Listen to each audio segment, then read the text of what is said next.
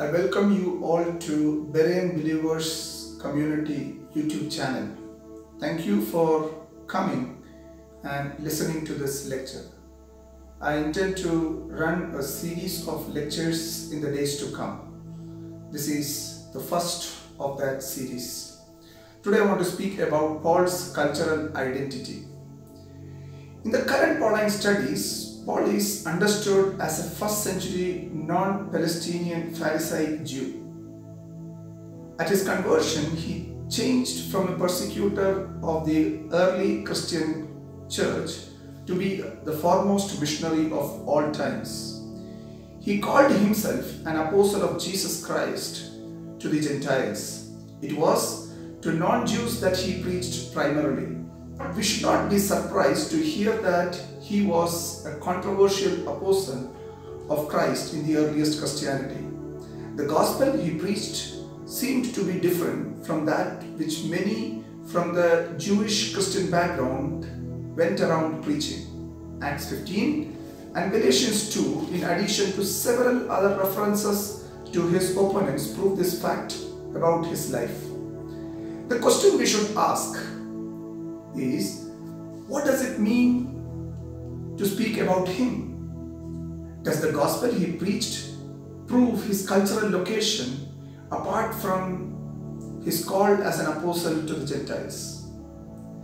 The three worlds of Paul, Jewish, Greek and Roman, that helped to form the broad environment of his socio-cultural, religious, political and intellectual milieu, have been always acknowledged while discussing his general background. For example, F.F. Bruce says Paul was an intersect of three world cultures. Religiously he was a Jew, culturally he was a Greek, politically he was a Roman. Even biblical evidences prove it. In Acts 21 verse 39, Paul bears testimony that I am from Tarsus, a citizen of no mean city.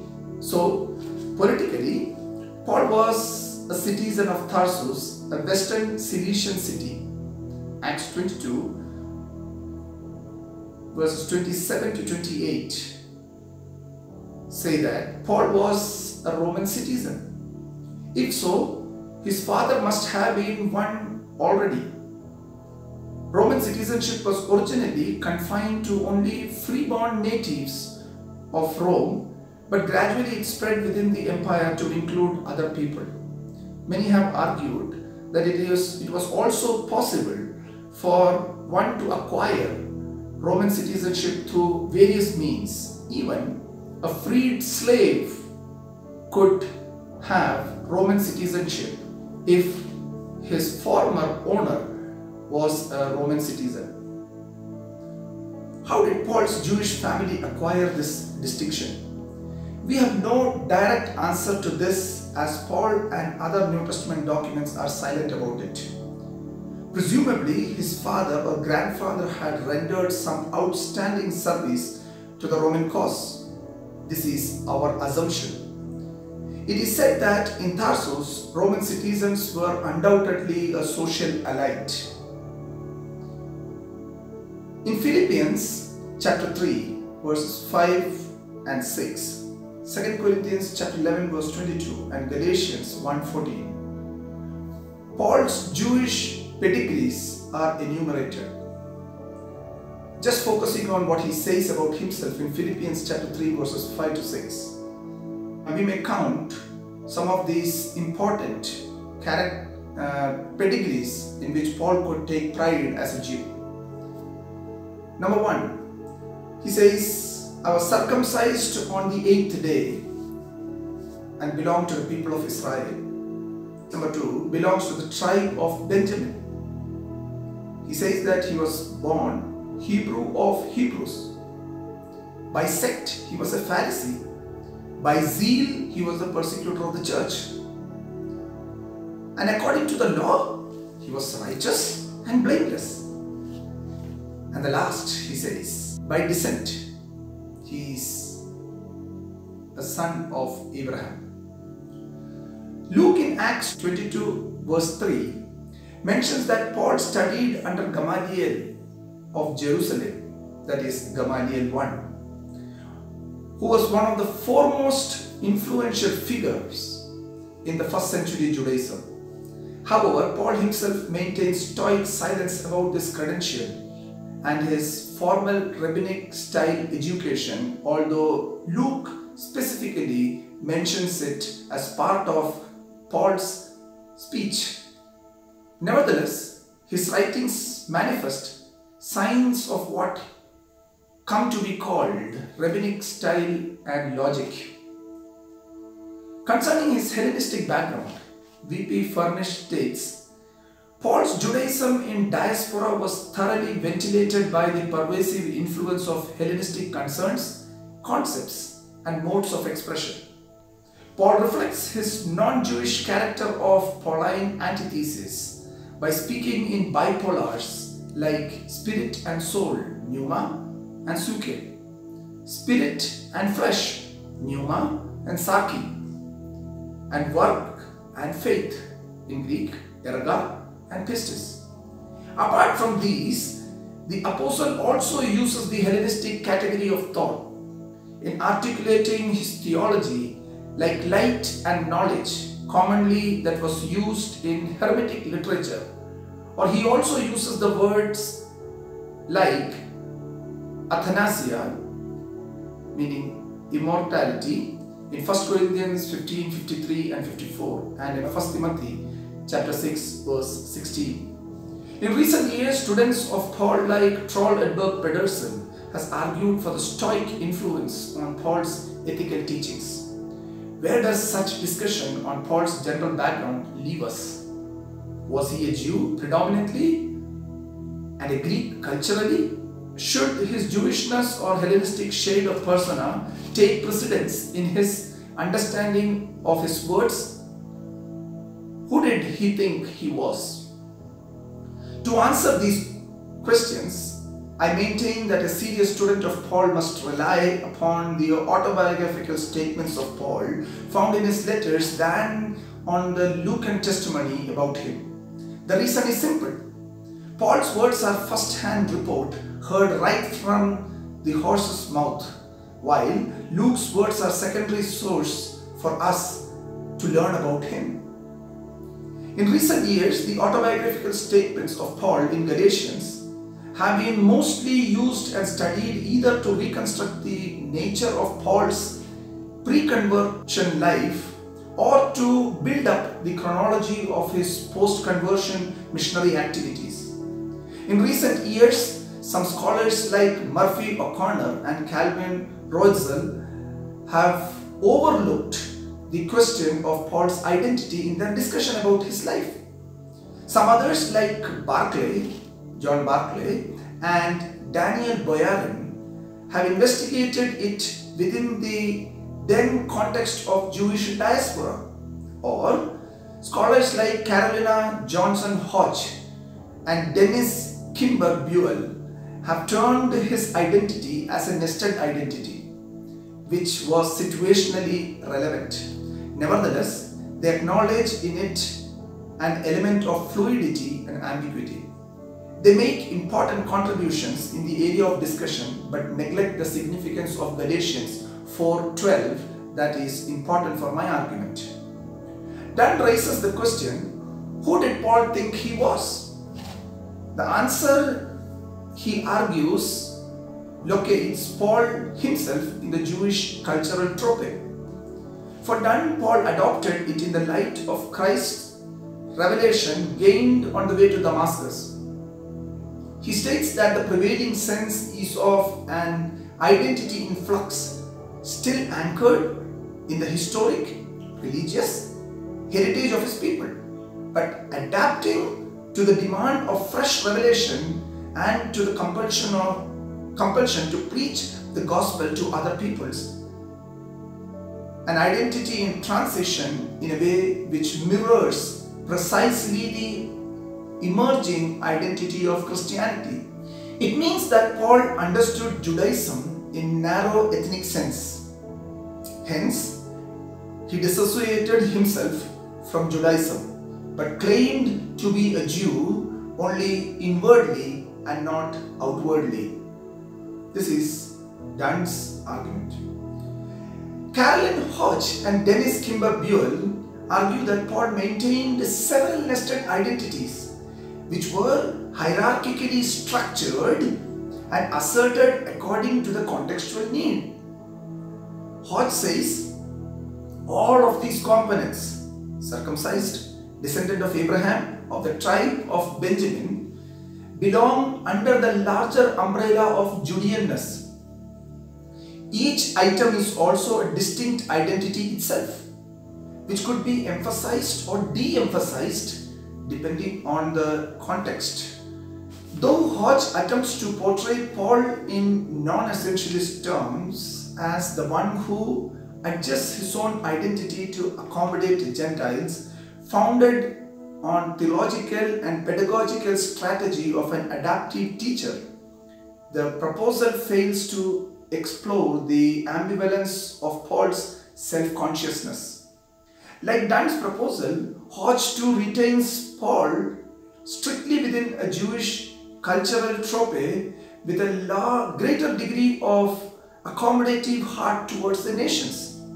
Buell and Hodge maintain that for Paul, even being in Christ is not ethnically neutral but retains a Judean identity. They add, for Paul, being a Gentile in Christ means being one who has secured a place within the larger network of Israel. Moreover, Hodge's proposal that Paul, due to his mission to the nations, temporarily emphasized certain aspects of his identity, projects the apostle in a very mechanical sense, devoid of deeper cultural self-understanding. Do such reconstructions of Paul's identity in greco-roman pluralistic context of the first century seem justifiable to us? To me, they are not. Dunn's emphasis on Paul's Jewishness, to me, does not take due cognizance of the Greek influence upon him, while Hodge's proposal argues for an artificial situation and overly mechanical behavior of Paul, who alternatively used his Hellenistic or Jewish upbringing in different situations. So what am I arguing here? For me, Paul was a transcultural hybrid who happily and naturally located himself in the interstitial space of the three major cultures, the Jewish, Hellenistic and Roman. For me, as a person who lives in a highly religious, social and cultural pluralistic context, it is beyond doubt that no human changes one's own cultural background so arbitrarily as would Hodge and Buell would seem to argue.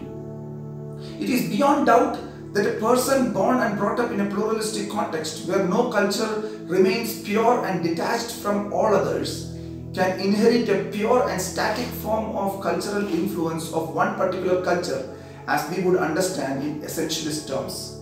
He or she just inherits all of them simultaneously in negotiated terms to assimilate and abrogate each of them at the same time. For me, Paul was one of such persons. He spoke in a hybridized cultural location, uttering words that would evoke more than one meaning. It was a natural phenomenon in him and not a carefully thought through artificial ways of behavior. In fact, a hybrid personality essentializes his or her identity at times within a specific cultural location as part of a strategic move in a hostile location. Paul appears to be one of those. So, I only present 4 arguments with some explanation to contend that Paul was a transcultural hybrid figure of the first century who lived within the interstitial space of 3 cultures comfortably, happily, and he did not require a mechanical and artificial behavior to accommodate or adjust himself to any situation. Rather, it was a natural outflow of what essentially he was within himself to live out his life joyfully, celebrating the victory of Christ and preaching the gospel to the ends of the earth. Number 1, he formed his identity in both essential and non-essentialist terms. Notice that Paul never says, "No more I am a Jew." In fact, in Galatians 2:15, using the term "we," he identifies himself within the ethnic Jewish community. According to Costro, the use of Jews by Paul reflects an understanding of Jewish ethnicity as descent and practice. This is contrary to Dunn's position. A spiritual sense of Jewish identity does not, however, exclude, for Costro, the ethnic notion of Jewish identity otherwise found in his letters. Undoubtedly, Paul did redefine a Jew as the one who is inwardly and not outwardly. Thus, he opposed physical circumcision as important, rather argued for circumcision at heart. But in Romans 9:3, he expresses his anguish to save ethnic Jews, saying, "My brethren, my kinsmen, according to the flesh." Notice here the ethnic consciousness of Paul, which he elsewhere denounces for its dominating imperialistic contour, but refuses to cut off himself entirely from that. As mentioned earlier, such a conscious positive affirmation of his Jewish ethnic identity is found in Romans 11 verse 1, 2 Corinthians 11:22 and Philippians 3:4-7. Recent studies in Jewish ethnic identity among diaspora Jews prove that there were no fixed names, terms by which a Jew defined one's own ethnicity. This is unlike Dunn's argument. In fact, Paul's assertion to be an Israelite or a Hebrew suffices to claim his ethnic identity, let alone other credentials enlisted in Philippians 3:4-7.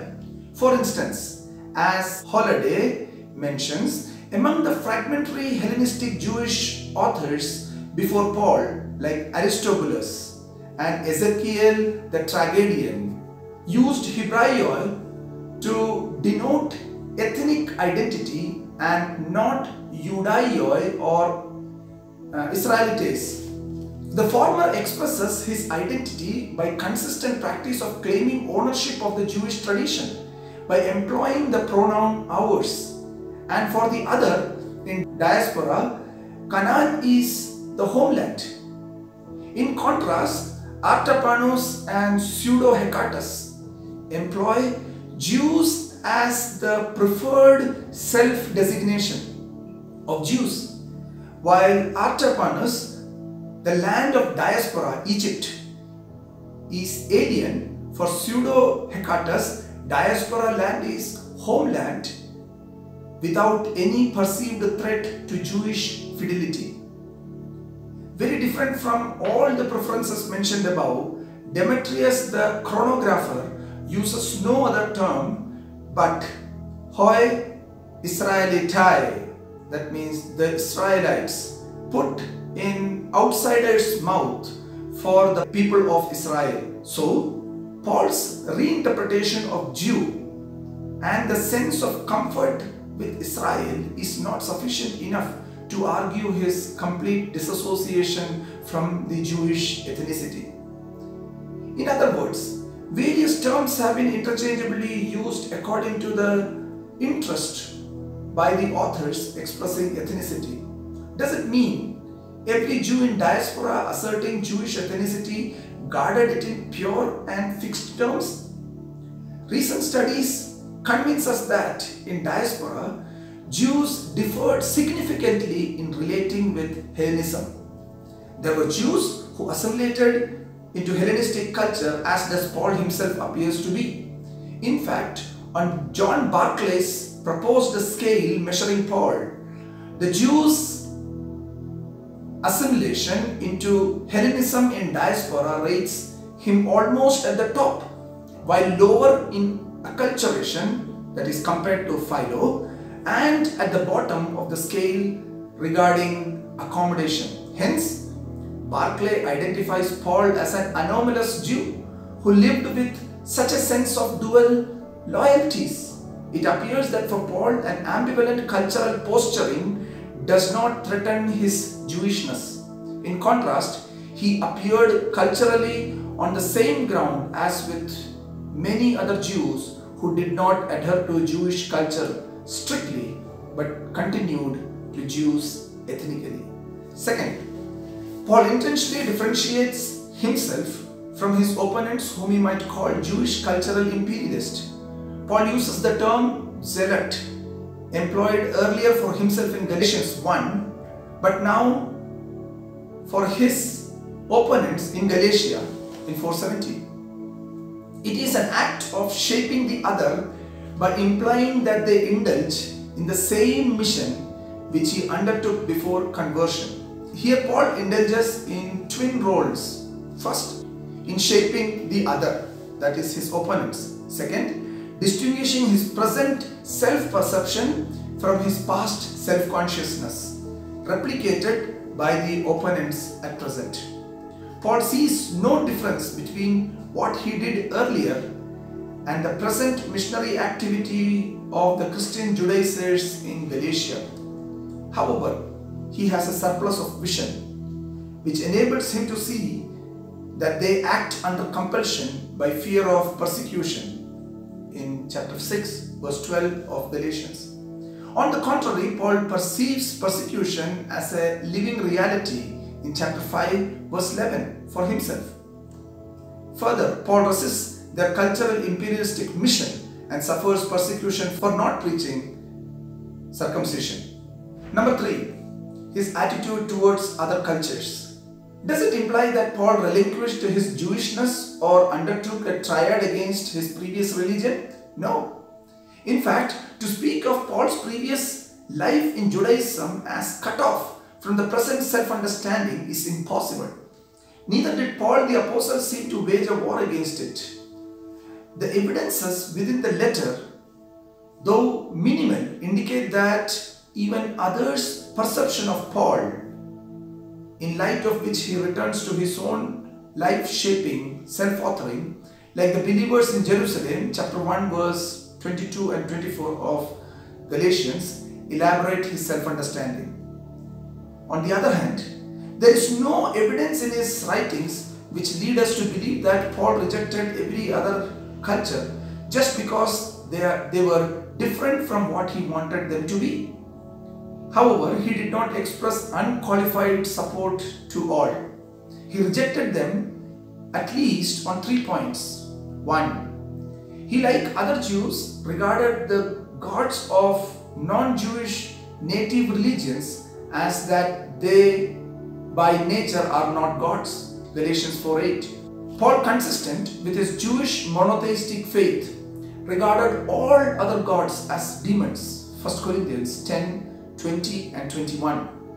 However, Paul regards the freedom to eat food offered to idols as individual's choice based on one's own conscience. 1 Corinthians 10:25 to 29, and you can compare that with Romans 14 verses 13 and 14 and verses 19 to 23. Number 2, Paul viewed their past life under various Galatian tribal religions as slavery to the cosmic elemental spirits. Their current observance of days and months according to Jewish religious system signified their return to the same earlier state but in a different cultural location. Galatians chapter 4 verses 9 and 10. However, later in Romans, Paul leaves the decision to observe or not to observe days and months to the individual's conscience. Romans chapter 14 verses 5 and 6. Finally, Paul seems to have had a low evaluation of non-Jews' ethical living. You can compare that with Galatians 2:15, where he calls Gentiles sinners. In the list of works of the flesh in chapter 5, Galatians chapter 5 verses 19 to 21, Though idolatry is specific to the native Galatian culture against which he specifically warns, but all other, including sensual immorality and interethnic conflict as argued earlier, applies to Jews as much as to any other race or nation.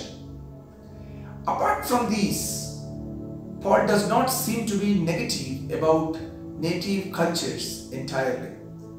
On the contrary, as many would argue, there are ample evidences that prove his positive disposition towards the non-Jewish Hellenistic traditions, philosophies, and intellectual traditions. His theological articulations and vision concerning the nature of the newfound community demonstrates openness, like 1. Paul approved inter-ethnic marriages in the Lord, 1 Corinthians chapter 7 verse 39. Number 2, Paul employed the Hellenistic rhetorical elements and the then epistolary traditions in writing his letters. Number 3, Paul betrays his familiarity with the Hellenistic philosophical and ethical traditions.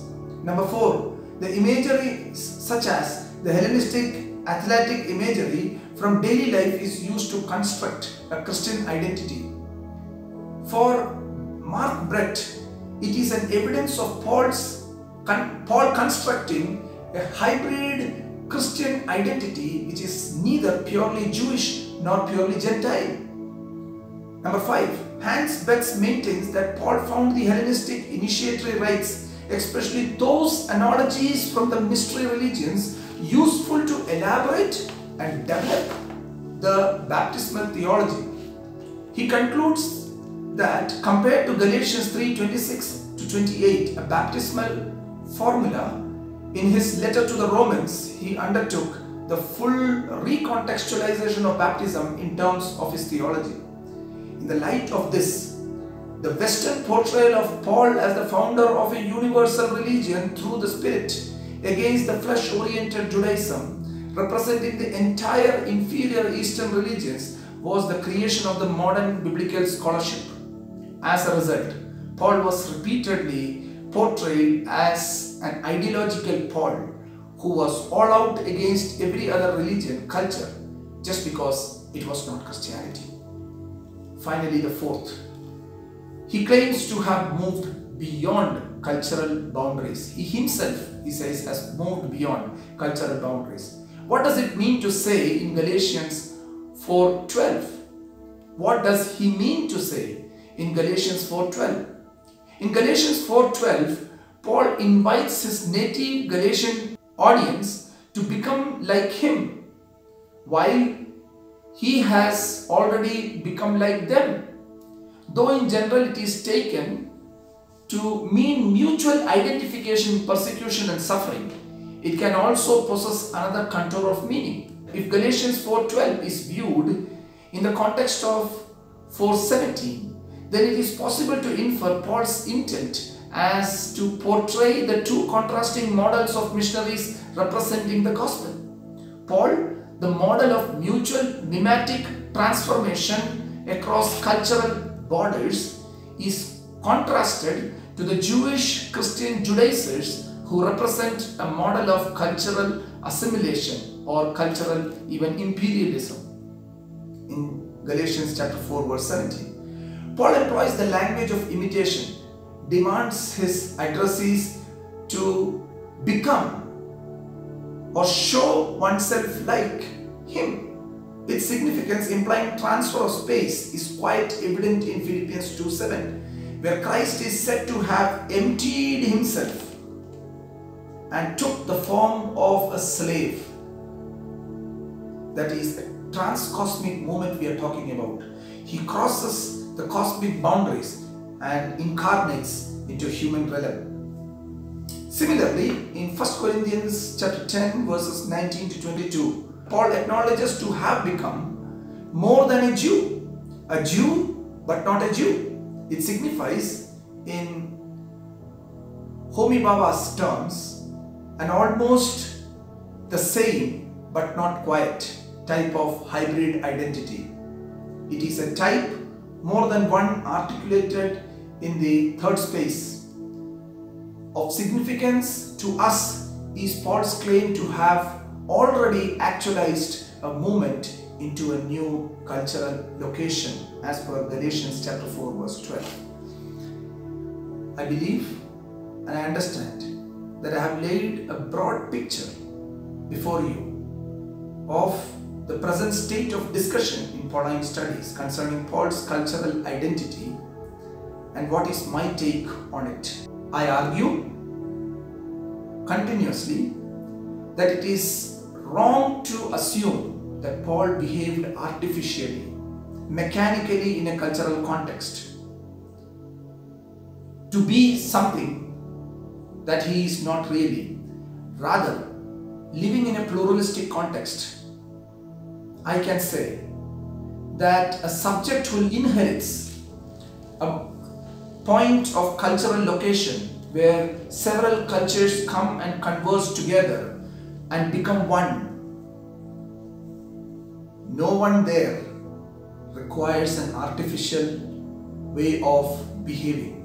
Rather, all the cultures negotiate and become one in the person, that he is truly a transcultural hybrid. He transcends the cultural boundaries.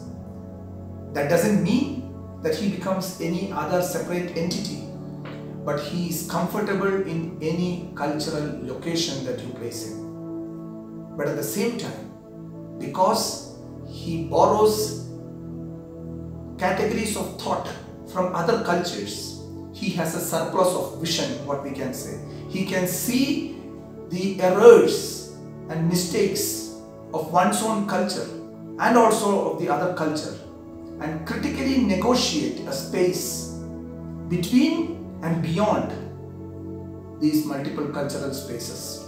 I believe that my lecture has been clear to you, and for your personal investigation, you would pursue this path and find out more to understand who Paul is. Why did I select this topic at first? I believe and I understand through my experience thus far, although much less than many other scholars, this is my experience, that the way that you and I understand Paul's background and his cultural makeup, our interpretation is determined by that. My contention is that Paul occupied a space where many cultures converged, and his theology reflects it. His words reflect. So he spoke in a language which could be heard at multiple locations, culturally, socially, religiously and politically, with different meanings. But at the same time, Paul never reduced the meaning of his words to one specific location. Rather, he allowed it to be heard in many ways. He was an intelligent speaker. He was an intelligent thinker and writer. And he allowed more than one meaning to be heard in his words.